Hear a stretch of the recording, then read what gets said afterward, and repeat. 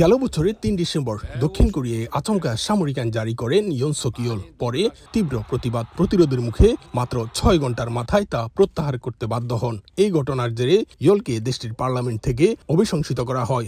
রাষ্ট্রদ্রোহ ও ক্ষমতার অপব্যবহারের অভিযোগে তার বিরুদ্ধে শুরু হয় ফৌজদারি তদন্ত। এরপর টানা ৩ বার আদালতের শুনানি হলেও উপস্থিত হননি ইয়োল। নানা নাটকীয়তার পর স্থানীয় সময় বুধবার সকাল 10:30টায় তাকে গ্রেফতার করেন তদন্তকারীরা।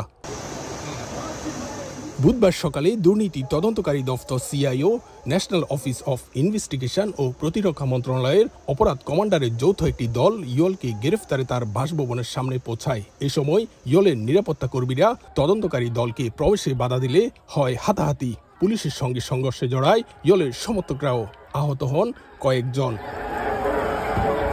ইয়োলের গ্রেফতারের খবরে উল্লাসে মেতে পড়েন তার বিরোধীরা। আর অভিশংসিত প্রেসিডেন্টকে গ্রেফতারের মধ্য দিয়ে ফৌজদারি আইন লঙ্ঘন করা হয়েছে বলে অভিযোগ তার দলের নেতাকর্মী ও সমর্থকদের।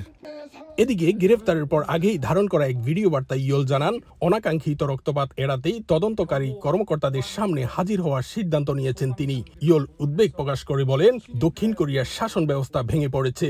তার বিরুদ্ধে তদন্তর এখতিয়ার তদন্তকারী দল বা বিচার বিভাগের নেই বলেও জানান অভিশংসিত প্রেসিডেন্ট। দক্ষিণ কোরিয়া থেকে মোহাম্মদ হানিফ, সময় সংবাদ।